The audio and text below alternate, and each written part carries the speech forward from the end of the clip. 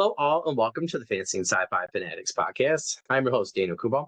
Today, I have a very special returning guest, Ben Schenkman. Ben, how are you doing today? I'm doing fantastic, Daniel. Thanks for having me on again. Yeah, I appreciate it. I appreciate you being so flexible. Small child, it's just like been wild this fall. So I knew what I was getting into, Ben, because I was trying to get everything pre-recorded so I could do a bunch of cool events in the winter and spring. So I feel like I knew that headache was going to happen ahead of time. The fall weather and stuff, but I really appreciate you being flexible and coming on today and chat with us. I gotta say though, people really need to check out your interview with Mike and Ro over in the Bald and Balding podcast. They ask such different questions than I do, and I love it. And if people know, like, I like to pop into different podcasts to support you guys, to say hello and to support them. But I got to say, like, I thought that they asked you some great questions in there that I had not thought of. So I definitely think people should definitely check that one out because I thought it was really good. So I'll leave that in the description for you guys as well. Please make sure you go check out Bald and Balding, their podcast, and Mike and Ro and Ben's interview with them. It was awesome. So Ben, we'll really get into that first question there, and I totally forgot to put in the chat, so I'm gonna do it right now. But what have you been up to since our season finale? It was literally almost a year ago to the like a week ago to that date, the end of season 3. So what have you been up to since we've seen you last? Okay, so a year ago, I had published the third book in my Devil You Know series. So Too Many Gods in the Kitchen was available at that point. That came out at the end of October Yep. last year. Since then, I've been busy. Uh, Not only did I draft two complete novels in the earlier part of the year, one of which is my latest release, which I'm sure we're going to talk about. I also, oh, and sorry, as of November, so like right after the podcast, the first audiobook for My Boss is the Devil, which Yeah. I narrate and produce that series, those books myself. So that had just become available, I think, like at the beginning of November. Yep.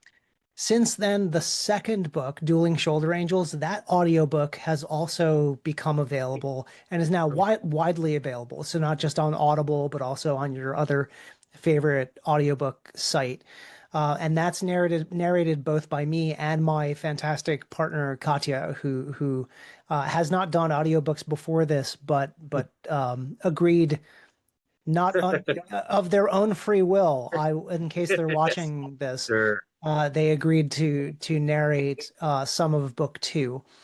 So yeah, since last year, I've put out, two audiobooks. I've written two books. I've written and I've since released one. I will also say I just participated in the Inkfort Publishing Derby for anyone who is Oh, familiar that's awesome. with that. It's a contest, but like it's like the writing contest. You win by completing it. And I don't know if you know AJ Poppy Alexander's Mhm. author of Not Your Mountain, Not Your Bargain. Um, I co-authored a book for Derby is over. All of our sales numbers are in and everything, so I don't have to be secretive about it anymore. So the two of us co-authored a little like light progression dungeon core fantasy book called That, Underleveled. oh, that's cool. So yeah, that was like my August and September because it's effectively a 2-month contest.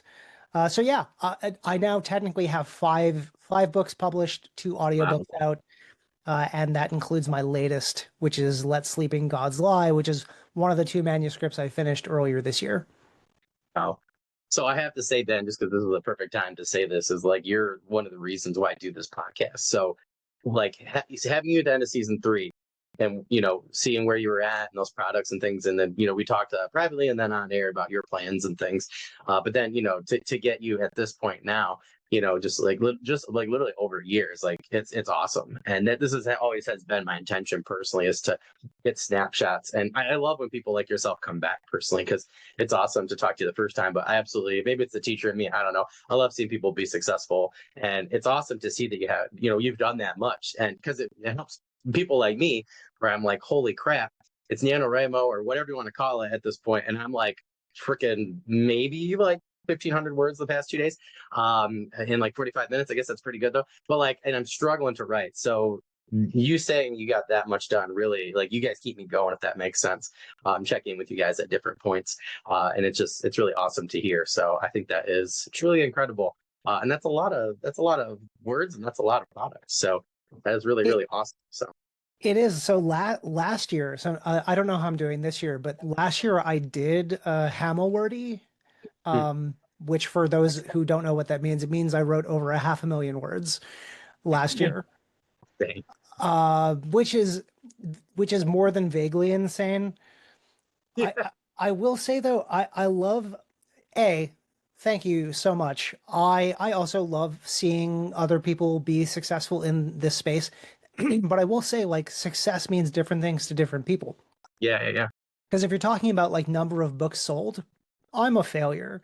But like m most of us are, let's be honest. Join the club. It's fun. Uh, but the reality is, if if your goal is, and it's, I just did like a really, by long, I mean like TikTok standards long, but like I did a long stitch of another author that is like, struggling with the question of traditional versus independent publishing.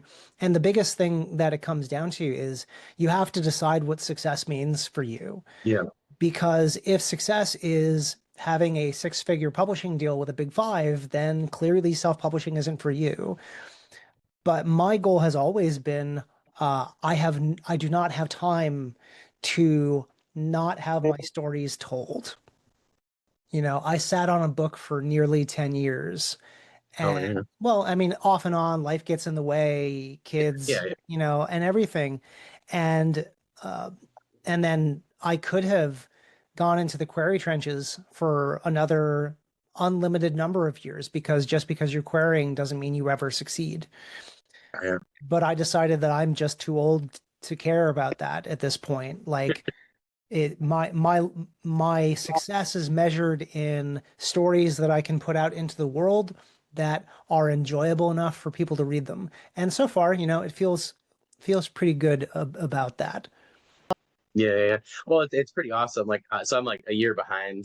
So like I have a couple of you at the end of last season. Well, really season three, that I have. I think you're one of 3 or 4 authors I have at the beginning of 2026 on my reading list.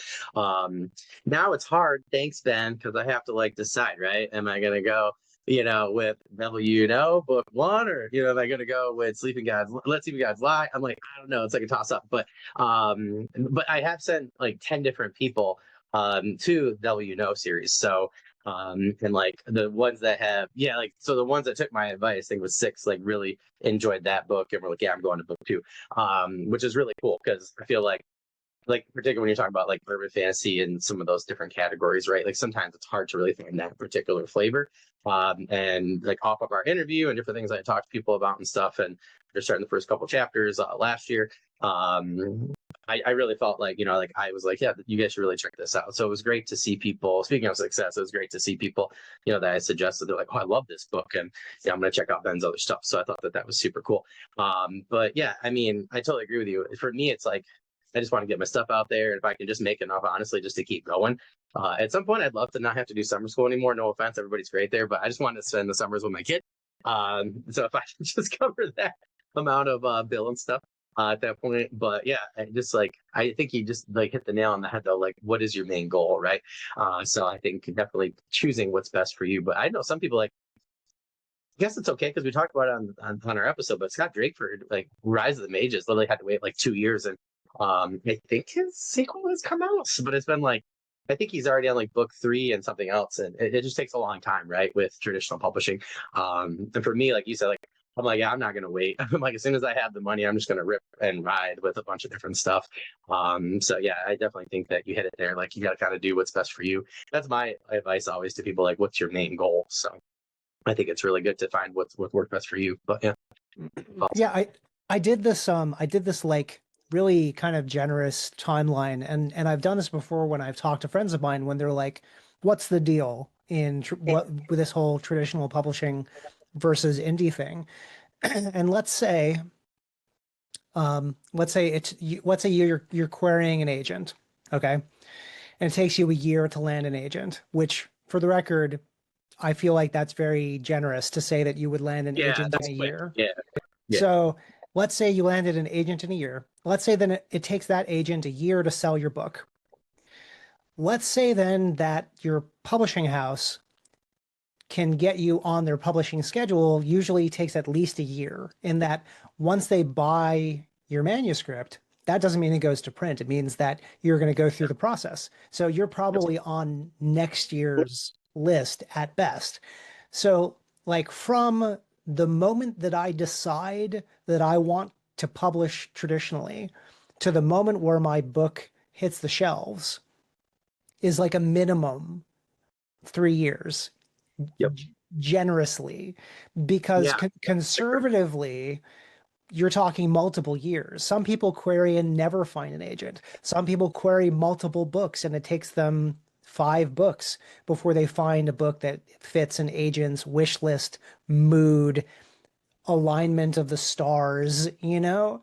So yeah, I wish people were more upfront with the literal pain and suffering associated with trying to get a traditional book deal when you can put out a high quality finished product for independent publishing for a reasonable amount of money in as quick a timeline as you feel like.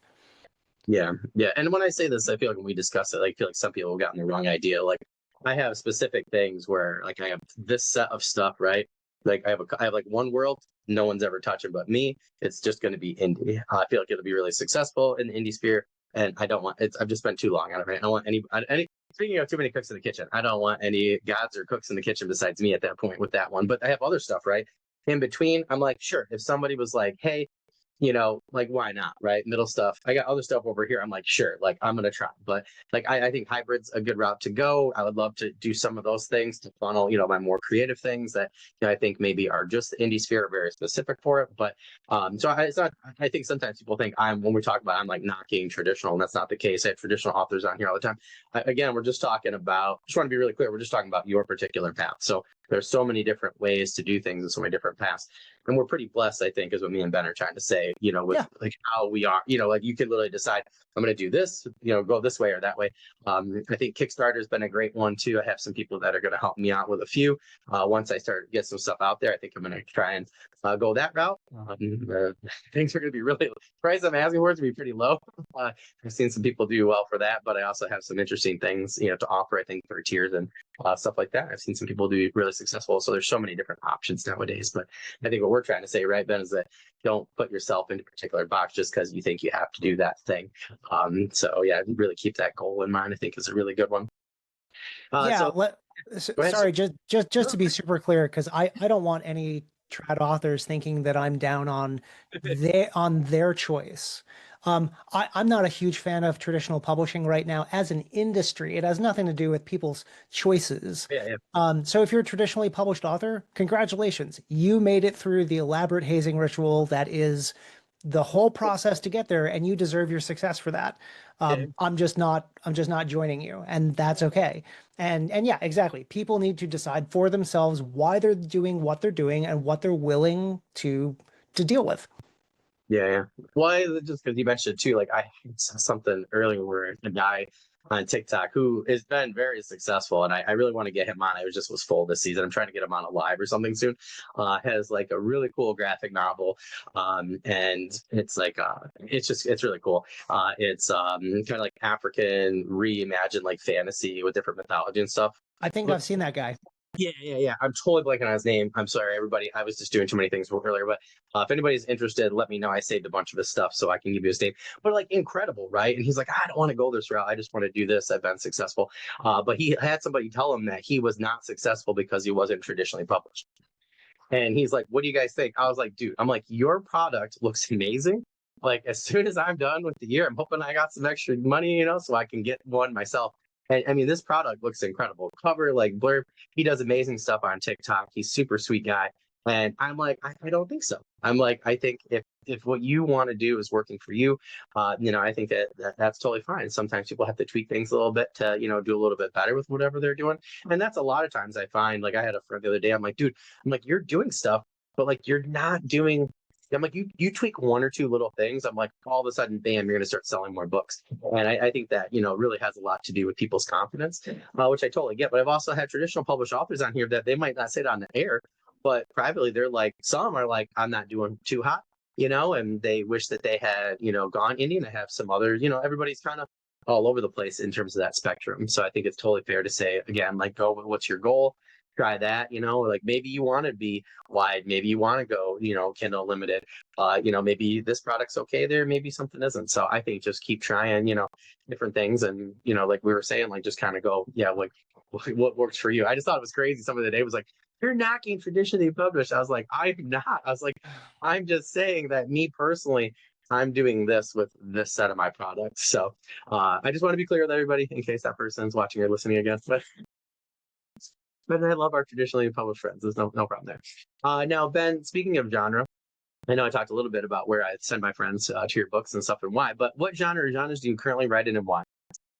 Okay, so primarily I write in urban fantasy, though I will say it is even within urban fantasy, because the umbrella of urban fantasy is contemporary fantasy, right?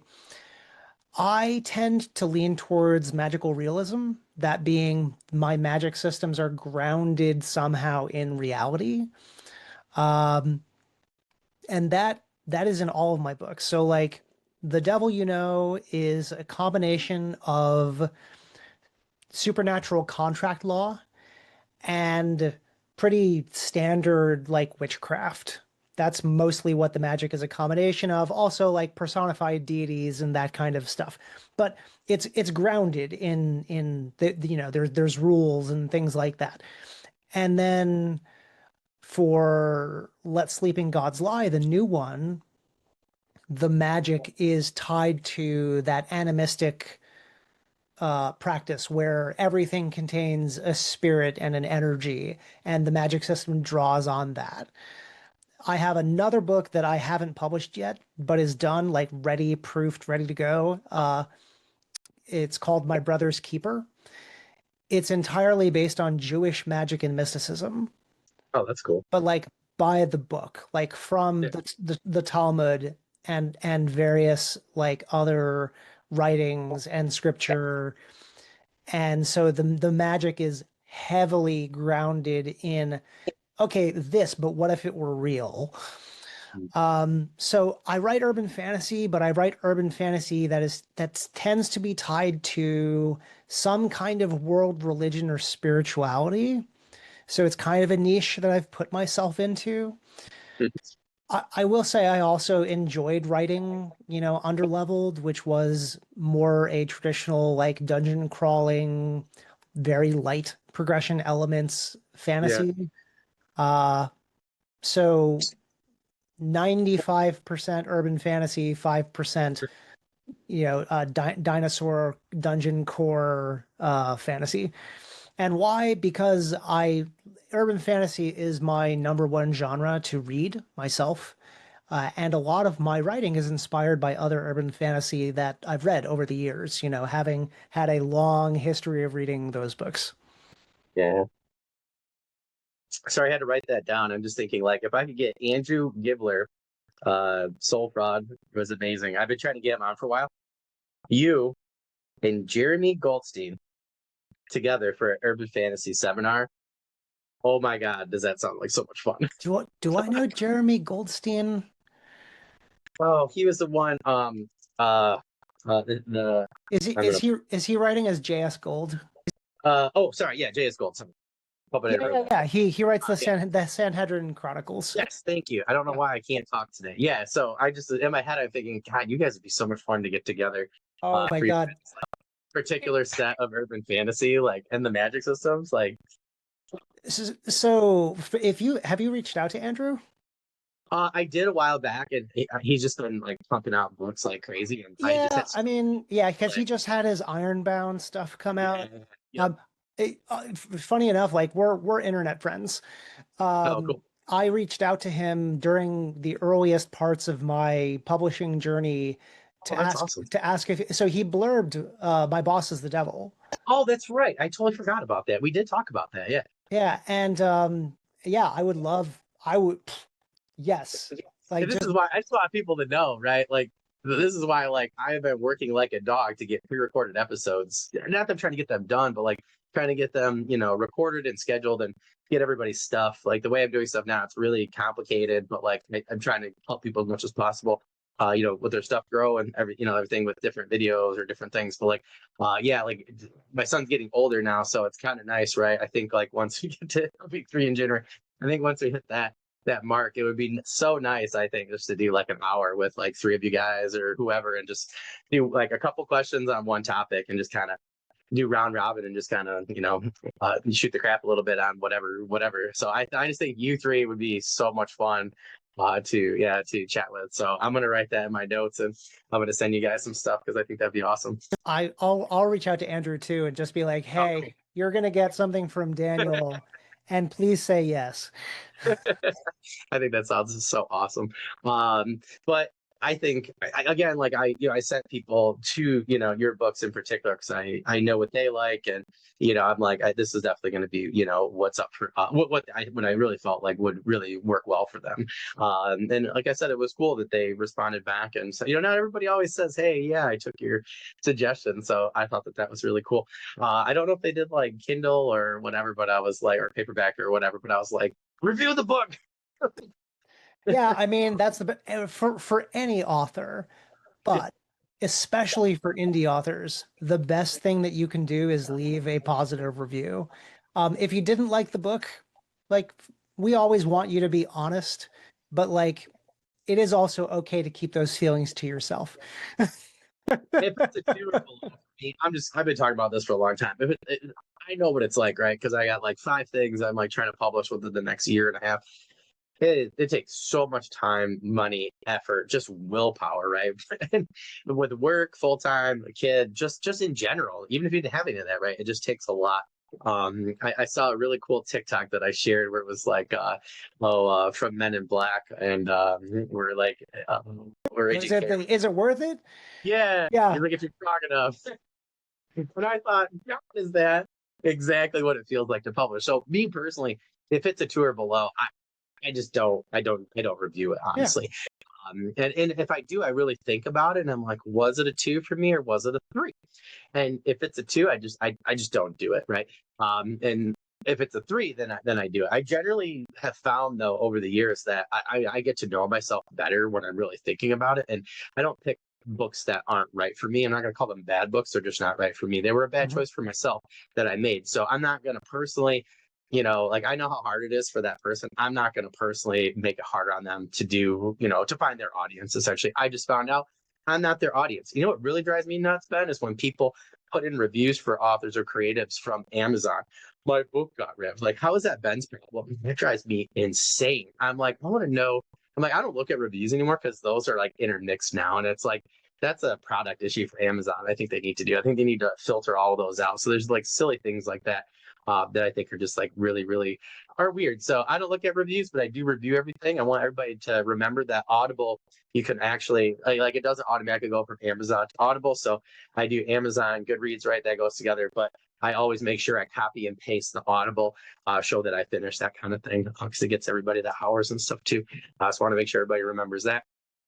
So can you tell us a little bit? I know we talked about W Know around it, but can you tell us what the W Know series is about and what we're most proud of when it comes to those 3 books?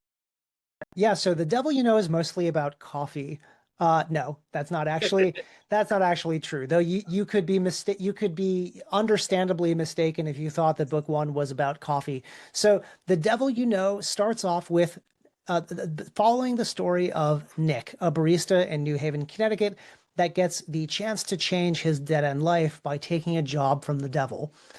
And the series itself is really mostly about what is good and evil? Do the ends justify the means? Can we make positive change using power and influence that is traditionally considered bad? are the good guys good? Are the bad guys bad? There's a lot of like morality and ethics that happens in and around the series, but it's mostly told through the lens of following the kind of long serial story of Nick and his friends. So book one is about Nick and the devil. Book two, which is Dueling Shoulder Angels, is about Nick's girlfriend Amy. It's a little bit of a spoiler, but like Amy's there's a romantic subplot in most of the books, frankly. So in the first book, the romantic subplot is Nick and Amy. In the second book, Amy gets her own, starts turning into more of a secondary main character, and then introduces God in the second book. And the second book is about, are the good guys good or the bad guys bad? And then the third book, I can't talk about all the characters because that's definitely spoilers, but the third one is where we start breaking outside of the Abrahamic mythos of just God and the devil when we start introducing other world religions and pantheons. But again, it's still mostly the tagline that I have for the whole series is that it'll have you laughing through your existential crisis. It covers a lot of really heavy topics through the lens of dark humor, which is what dark comedy is supposed to do. So more than anything, more than an urban fantasy, more than a contemporary fantasy, my books, this series, The Devil You Know, is a dark comedy. And it's meant to address those things. So it covers a lot of heavy topics in an approachable, lighter way, to where people, I actually had a pair of reviewers who did it as like a read along, as a buddy read, and they started off their review of it on their podcast saying, we don't really have much to say about this book.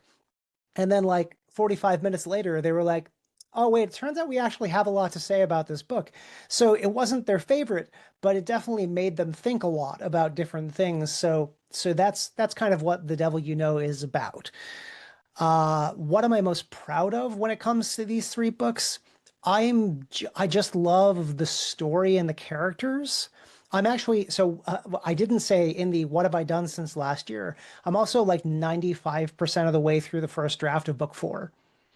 Oh, that's awesome. And book four, which is titled A Little Death Among Friends, um, is about death. Not specifically Christian death, but just like, let's just say death, the whole topic gets covered. And so this is the fourth book is probably going to be the cap of the main series, in that I have an idea for another trilogy where each of the main characters gets their own book. But Oh, that's cool. this four, that's going to be it. So like, what am I most proud of? I think I'm most proud of the way that the story has evolved. Book three, frankly, of the three, I feel like is the best. It's a little interesting when it comes to read through, because some people love book one and then they continue to love book two. And then book three is a slam dunk for them. Some Mm. people read book one and then they read book two and don't necessarily love book two, which is a little surprising to me because technically it is a better book. Like book two as a craft book is more tightly written than book one, but it is a slightly different story from the first Yeah. one. So, people are going to like what they like, and that's okay. But, book three is definitely a culmination of the story so far. And book four really starts to just tie everything together with kind of a final coda about one of the biggest messages of the entire series. So yeah, I'm really proud of the fact partly I'm just proud of the fact that I did it at all. Yeah. But Everybody. it's gotten, the critical reception of the series has been very good, and the reception for the audiobooks has been very good, and I'm just very proud of how much readers enjoy the series. I just think it's awesome because like when you first emailed me, I was like, I had like three people I was kind of circulating, and then when you emailed me like, hey, can I hop on with you? I'm like, oh, I'm like, we gotta check this out, and like the cover I thought was like really interesting. I was like, oh, that's not like, like typical, of urban fantasy. So that like got me. And then when I saw the blurb, I was like, oh, this sounds super interesting and like totally my kind of thing. So I was so happy that, I could get you on, and, like, I'm so happy that you emailed me at that time, because I felt like it was like really cool to kind of cap off the season three, with our interview. I thought it was really interesting, a lot of different things you were doing. It also, I think, goes to show people like how you can brand yourself, I think, is like another really good thing, for that series in particular. So if you guys check out, the W No series, make sure you check those kind of things out, because oh, that's awesome. Everybody's always asked me, right? Like, because it's interesting, right? People ask me privately, like, who do you think has a good website? Who do you think's doing this well? And I think you're branding yourself really well personally. So I think that series in particular, as you started off, that really shows strong branding. And I don't know, I think you guys should just check it out. First of all, just for Ben and the books, but also for the branding sake too. So I thought that was just something to point out. But yeah, I'm really excited to start. I just keep coming back to the W No. But I have to say though, I'm going to keep the Sleeping Gods Lie like in the back though, because I need certain palate cleansers sometimes. If I'm going towards one genre too much or whatever, and I try and split it up. But there's a couple authors where they have different series started and stuff like you, and I'm like, oh, it's going to be so hard for me to pick. So I'm kind of, if I can't really pick, I'm just going to put the other one aside as like a palate cleanser. And as soon as I can get to it, I'm going to get to it, because it's going to be really hard to pick. But the people that I sent to your first series are like, you got to read book one, especially. So they're like, yeah, I know you're really going to like it. So it's my first book of the year. So what is your new book, though, Let Sleeping Gods Lie, about? And how'd you come up with this idea? Yeah, so Let Sleeping Gods Lie. Here we go. Oh, perfect. Yeah, so Let Sleeping Gods Lie is this is one of those things I do repeat, no matter where I am. This is one of the only things that I will liken myself to Stephen King about. And I may have even said this last time. So my books take place in New Haven, Connecticut. Oh, yeah, that's right. All of my books so far take place in New Haven, Connecticut. Let Sleeping Gods Lie, an alternate universe, New Haven, Connecticut, from The Devil You Know. My Brother's Keeper, an alternate universe, New Haven, from either The Devil You Know or Let Sleeping Gods Lie. But I focus on different parts of the city and different facets of it. So none of my readers have complained yet that I have confused them by putting it in the same city, because I make it feel slightly different. So Let Sleeping Gods Lie. Where did I come up with this idea, and what is it about? Functionally, the inspiration for Let Sleeping Gods Lie comes from the Legend of the Sleeping Giant, which is a Quinnipiac myth, or Quinnipiac tale. So the Quinnipiac are an Algonquin tribe that were the prime residents of the New Haven County area. And then the Legend of the Sleeping Giant is about a giant named Hobbamock, who ends up, under certain circumstances, being put to sleep. And where Hobbamock lay is now a state park. It's Sleeping Giant State Park. And if you look at an aerial map, a topographical map, they label like, this is the chest, this is the head, this is the knee, So it's one of those things where it was like a hill, a mountain, whatever. It's not a very high mountain, but it's like the Sleeping Giant is a natural formation that resembles a giant. And so there's this story around it. I went to college in New Haven, and my friend Lori Nielsen, who's also an indie author who I want to recommend to you at some point. Oh, cool. She just put out her debut novel 3 days ago. Oh, yeah, I actually just Yeah, started following. yeah, you did. Off your post. Yeah. Yep, That's yep. super. So we went to college together, and I said to her, Lori, what if I wrote a story that had something to do with Sleeping Giant and X, Y, and Z? Because these were spoilers at the time. And she said, you have to write that book. And so I did. So Let Sleeping Gods Lie follows the journey of former Ivy League student, anthropologist, archaeologist Corbin Pierce become community college history professor, who is effectively a magical activist. Okay. Mm. So I'm going to say something, and only people who know these books are going to get it. It's a mishmash, but it's the best log line that I can think of. So Let Sleeping Gods Lie is Harry Dresden meets Indiana Jones in Lee Bardugo's ninth house, but works for Greenpeace. Okay, so he's not a wizard for hire, but he is a magically enabled person who is an archaeologist by training and education.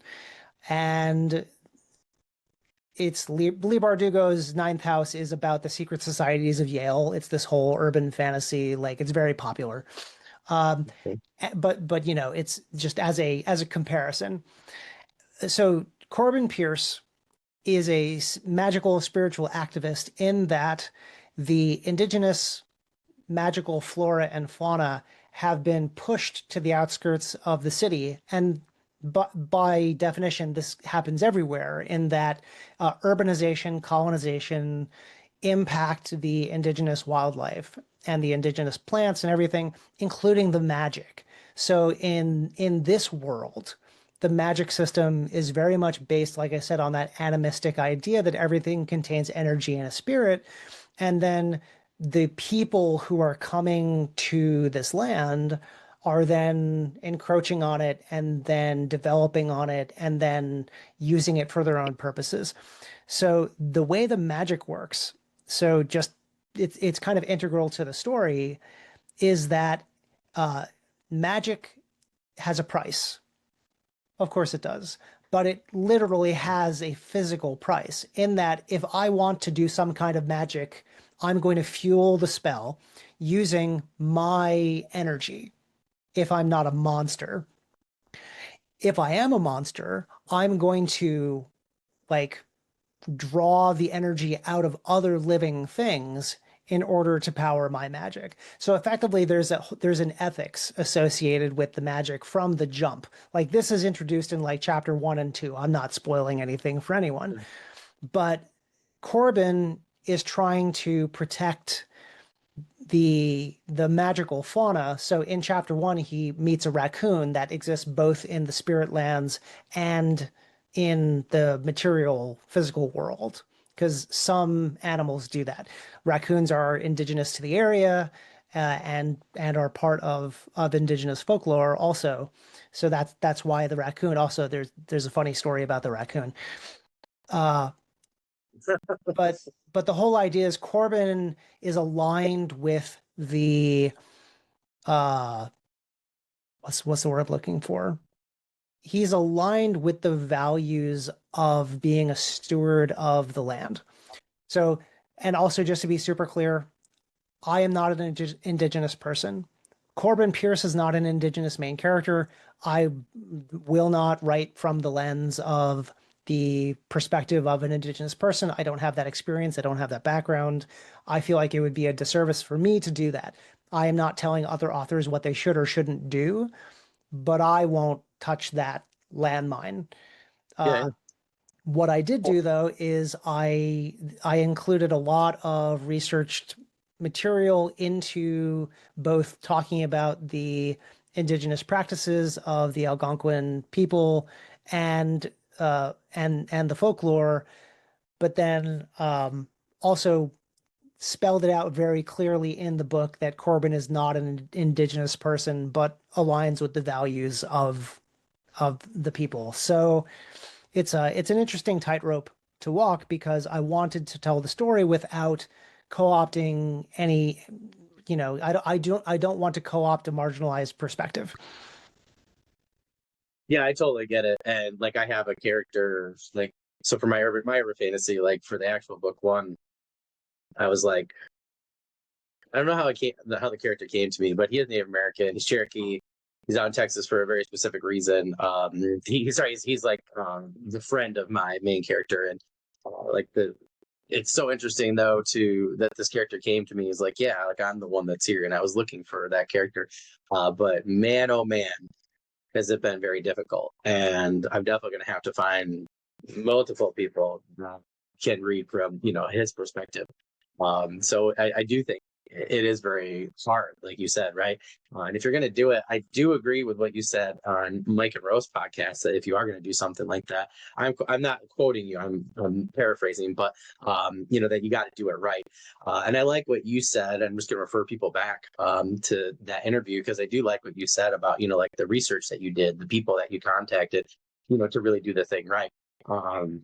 And that's, like, for me, like, is really important, because I'm like, I want this, if this character is going to be this person to represent this group, I want to do it in a way where they can be proud of that character and what he's going to do throughout the story, and not as a token character. So if people feel that way, I'll have to rewrite it. Like, and I don't care at what stage it's at, so I think that, being mindful, like you guys were talking about in that interview, I think was just like dead on. And I think if you're like, like you said, right, you're not telling me what to do. I think if you think like, I'm going to do it this way, I think that's what works best for you. And I think that's just absolutely, though, either way, right, just great advice, is like to really stop and think, because as somebody that, has taught students with certain needs, when somebody just puts them in a book just because, or to try and sell a book, which I think is heinous, really, really angers me. So I could totally see the same thing from, like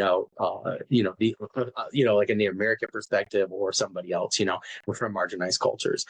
So I think that's just like super, super, super great advice. If you're going to do that thing, I think you got to do as much research and, really connect with the people that, you mentioned in that interview.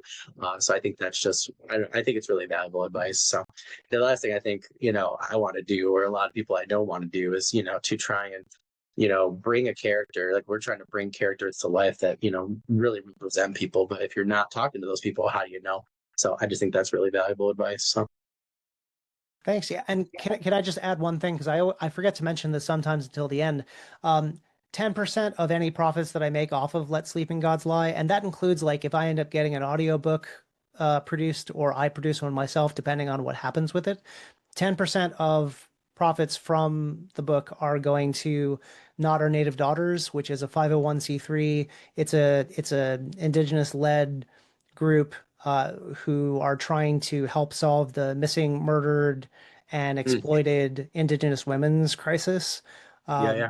Just because, like, I say it early in the author's note of the book, is it's hard to include any of this material without acknowledging the hardships that Indigenous people have faced, especially here in the United States. So. Yeah. No, totally. Yeah, in college I had some amazing professors who were not Indigenous, but who I think were very similar to, sounds like your protagonist, Corbin Pierce, in that, like they had very similar, aligned beliefs, and I think they just did an amazing job, really like bringing to light a lot of those issues. Like I got to do like a 20-page paper on Native American reform schools in U.S. and it was supposed to be in the U.S. I know, right? It was supposed to be in the U.S. And I asked my professor, I go, can I do U.S. and Canada? And he was like, yeah, no problem. And it was only a United States history course, basically. But like, yeah, I mean, it was like 20, supposed to be 20 pages. I think I got to like 36 or something.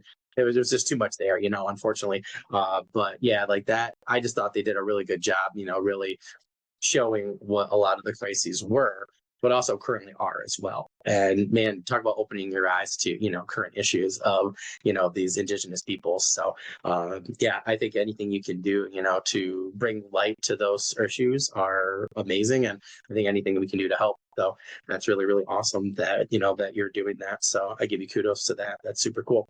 See, everybody can just pause here and go buy the book and the Audible or audiobook once it's available. So that's awesome. So in terms of, I got to ask this question now because it really seems pertinent. So what are some similarities between your main character, Nick, from the Devil You Know series and this new protagonist, Corbin Pierce? Some similarities. Or different? We can do both. We can do both. So Yes. they both want to be doing good. Like I myself, I'm a do-gooder. It's part of my DNA. It's how I grew up. I don't know. It's hard for me to turn that part of myself off. And not all MCs are self-inserts for authors. Like, just to be clear, they are sometimes, and most of our MCs have pieces of us in them.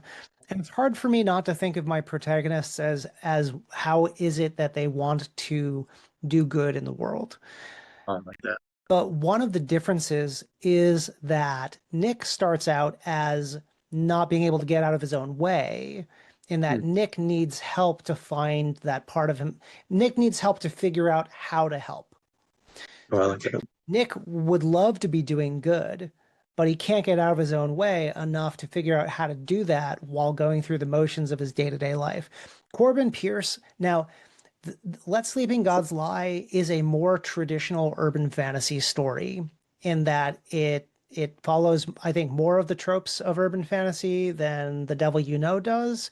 Also, the pace is faster, which Hmm. ironically, and I'll get back to the character thing, but Yeah, yeah. ironically, some of my readers that love the Devil You Know have struggled with the pace of Let Sleeping Gods Lie. And when I say that, I don't think that they mean, well, one or two of them just flat out said I struggled with the pace of the book. So it's not pacing like the pacing's off. It's Yeah, yeah. the book is fast paced.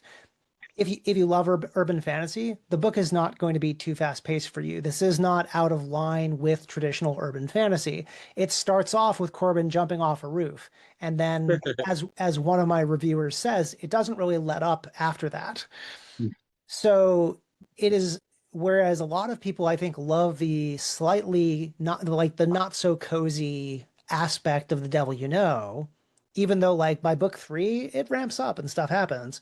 Like stuff happens in book one, but like it gets less cozy as you go. Uh, Let Sleeping Gods Lie is not a cozy urban fantasy. It is just an urban fantasy. So like go in expecting that. So Corbin is a competent character from the jump, Hmm. which is one of the differences between Nick and Corbin, is that Corbin knows what he's about. He has a self-appointed job, which is being this protector that nobody asked for, uh, while he's trying to teach History 101 at the community college. The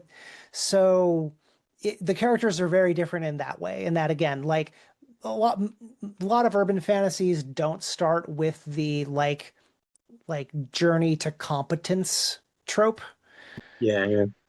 So Corbin is already solid as far as what it is that he knows how to do, how he does it, who he's interfacing with. You meet his notional nemesis in the second chapter. So like it's more again traditional urban fantasy. So he definitely feels like a very different MC than Nick, who spends so far three books being kind of this like he's not a reluctant hero, but like he always questions himself. From the get-go, we're exposed to Nick's inner monologue where he doubts himself consistently, and Corbin doesn't do that. Hmm. It's interesting. The more you talk, the more I'm like, did you just take my life and me in Connecticut? No, people. Ben did not. Okay. Or did I? I only teach concurrent enrollment high school courses that count as college at a community college as a history teacher and love archaeology. I always want to be an archaeologist. So Corbin just sounds like my spirit animal. Going towards more, the animism that you're going for in this world building. So you're going to make it really hard on me, Ben. I'm thinking now I might just have to put both in for 2026 at this point. So don't tell anybody, okay? Don't tell the I'll, other authors. I'll just send you an audiobook for the first book and it'll make it easier. Oh, you son of a gun. You know how to get me because yeah, I have to do as a dad, half audio and half actual Kindle or paperback. So that would definitely get me. That would be super helpful. So I appreciate that. But that's awesome. I gotta ask this. I know we're starting to wind on time a little, but I gotta ask because I thought your answer was hilarious with Mike and Rowe on Bald and Balding when it came to the raccoon. So you did say there was a story there. Gosh, was that a funny story? I had to stop for a minute. I was dying when you were telling it. So do you mind just telling us at this point what's up with the raccoon?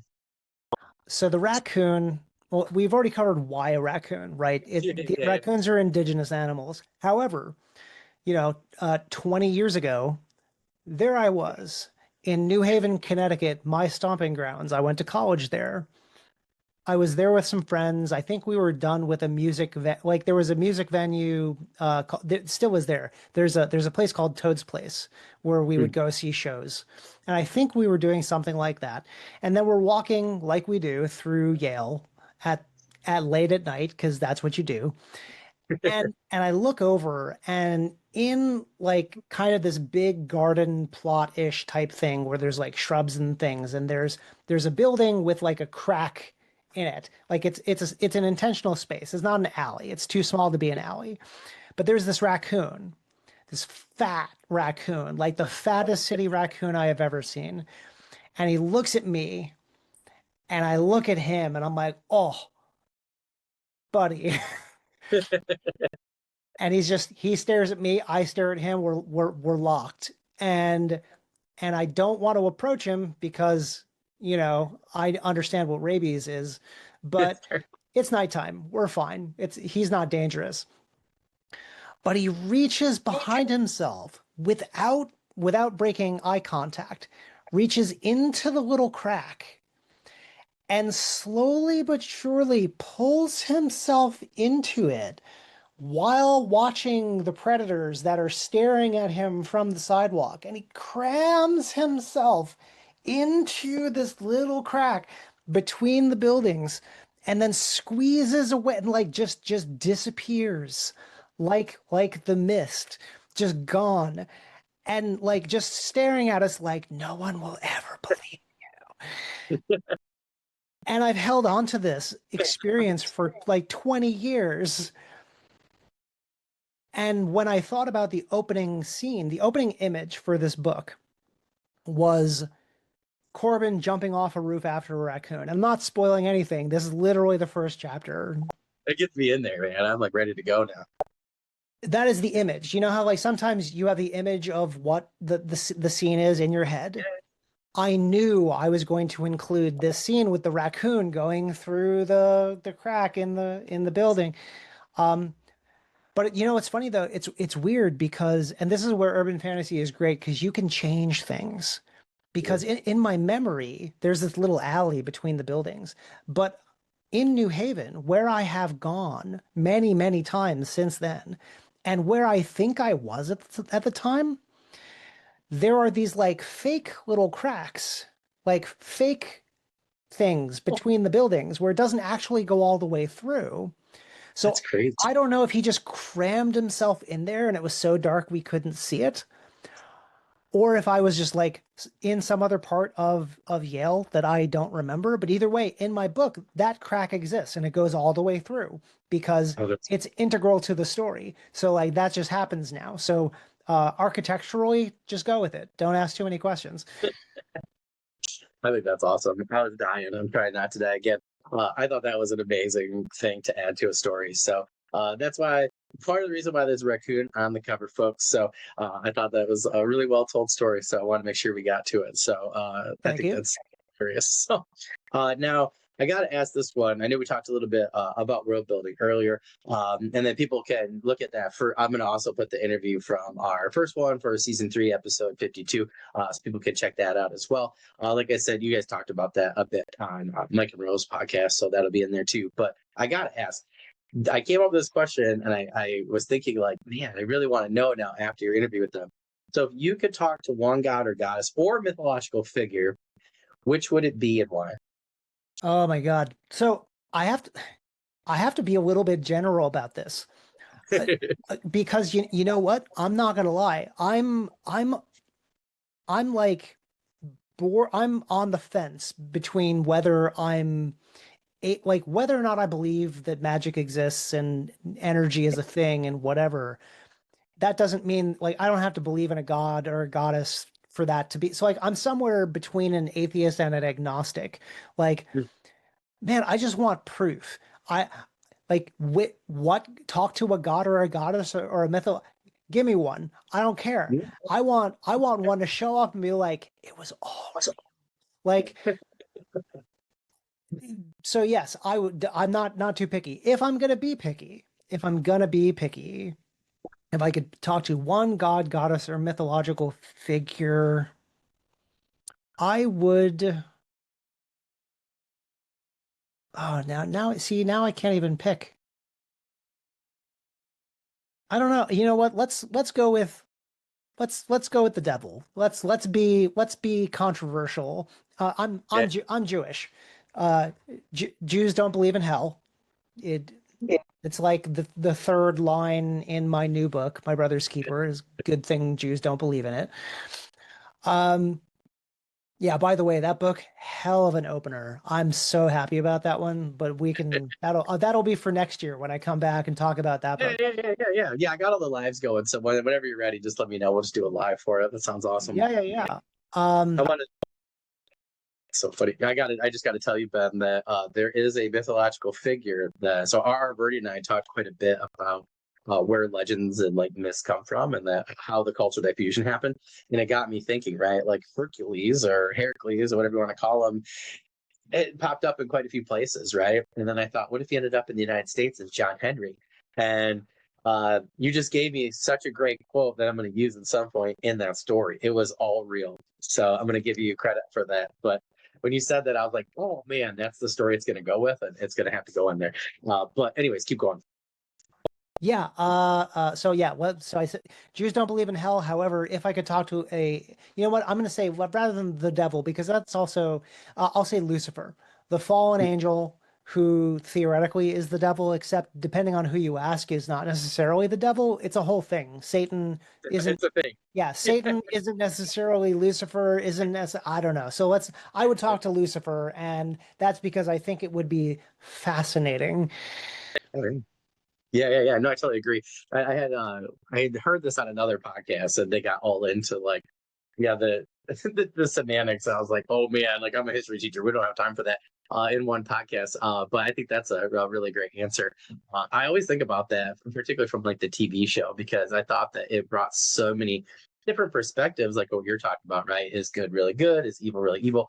And I liked the matching, theme there because I think about that a lot. Like the Children of Light and Robert Jordan's Wheel of Time. It's like they're supposed to be the light, but they're some of the craftiest people you've ever met in any book, and but then some of them are good. So it's like it's kind of hard, right? So I think that's a really interesting theme to explore. So I think that's a great answer. I'm sorry I made you pick. I made an urban fantasy author. Everybody's gonna be up in arms now. I get it. I'm sorry, guys. I apologize, but I have to do it. I thought it would be really cool.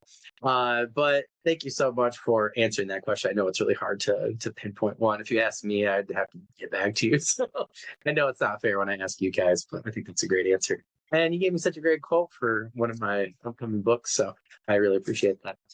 Now, do you mind? I know as we're winding down here, do you mind giving us any news, updates, current projects, anything like that you can share with us? I know we talked about it a little bit, but some people might just be joining us at the end, so feel free to summarize any of those products or anything. Yeah, so book two of The Devil You Know, Dueling Shoulder Angels, that audiobook has been available, but just recently went wide, so it is widely available. Let Sleeping Gods Lie just came out October 28th. So it's only been out for like, I don't know, 5 days. So yeah, Let Sleeping Gods Lie, which is a new series starter slash standalone. There's more coming. I just don't have it yet. So that's available. I'm going to be working on book three's audiobook starting like as soon as I finish the draft of book four of The Devil You Know, which will be in the next like week or two. So book four, what do you do for a book four, Daniel? Do you launch like do you plan a launch or you just send it off into the ether as soon as it's available? Oh, Because like Ben, if you're soft asking me to do a launch live, I think we do a live launch personally. I think that's a huge accomplishment, and I think that there's so many cool things that you could talk about, with different people that could get people interested. I think you got to do a live launch with somebody for that. Yeah, we can chat about that. I think you have to. I mean, yeah. you got such a cool, you know, series of books there. I think that to really end it, I think you really need to do something like that personally. That's what I would do. Yeah, I think the challenge is really like how do you open arc reads for a book four? It's like Yeah. because I mean obviously whoever's read the first series is eligible, but like Yep. for new people, it's like, hey, do you want to read the fourth book? Slog through these three first. Yeah. So yeah, I'm just it's got a lot to consider. But book four, I expect to be out within probably the next few months. But also, My Brother's Keeper will probably be out by February because I just can't keep that one in my pocket burning a hole in it anymore. Ironically. Yeah. Yeah. Yeah. Well, that's awesome. And I just want to point out it's so awesome to talk to indie authors, just in particular, because I had somebody a while back, yeah, season four, they're like, yeah, I have a sequel, then I have an audiobook, and then I have an anthology, and I have a couple short stories. And they thought that wasn't a lot. So much stuff. So I just want to point out to people that I think sometimes when you're in the indie sphere that, like it's hard, right, to remember how much you're actually doing. So you just listed so many things that you've done within the year and so many things you're going to do within another year. So just kudos to you for, I think, for, just, staying focused and just grinding and just getting those things done. Because I personally know how difficult the process is. So I give you kudos for getting that much out there and staying focused. So I just want to point that out to people. So if people like Ben or why I do this, because I'm like, I can do it. I can do it. If Ben can do it, I can do it. Like you guys keep me motivated. So I think that's just awesome. Well, Ben, this has been awesome. I really appreciate coming on. Yeah, seriously, let me know. I don't care if you come on twice in the spring or whatever. Let me know. We can do whatever. If you want to do something big for book four, I would be more than happy to help you with that. And that Yeah. just, Yes, I always, please. yeah, like I always love when people, you know, I think it's just such a great accomplishment. I think you need to be celebrated. I think your books need to be celebrated. I think the characters need to be celebrated. And I think it's just a really cool thing to be involved in. So yeah, we will talk, get something situated for you. But I do want to remind people that you can find all of Ben's book and social links in the description anywhere where you're watching or listening to this podcast. I do want to remind you that, Ben's been on a couple other podcasts as well, talking, about his new book. And make sure you check those out as well. Make sure you guys check out Let Sleeping Gods Lie. And like Ben and I've already talked about, please make sure, we're focused the last 3 seasons. We're going to continue to be focused on, reviewing those products, not just buying them and reading them or listening to them. So please make sure you guys push that. That's going to help people just in general across the board, all of our creatives, no matter where they're at with those algorithms. But like we talked about, it especially helps indies that are, on their own for that kind of thing. So please make sure you guys keep focusing on that. Ben, good luck with everything. Send me whatever you got, anything you need, tag me, email me, message me, whatever, and I will get it out there. I love helping you guys with this stuff and seeing your guys' success. So anything I can do to help you along would be awesome on my part. So please just let me know whatever you need and we'll get it done for you, my friend. Thank you, Daniel. It means a lot. Yeah, not a problem. Well, Ben, I'm sure I'll talk to you soon on social media. But other than that, hope you have a good rest of the night, my friend. Yeah, Thank you same so you much. too. Thanks. Bye.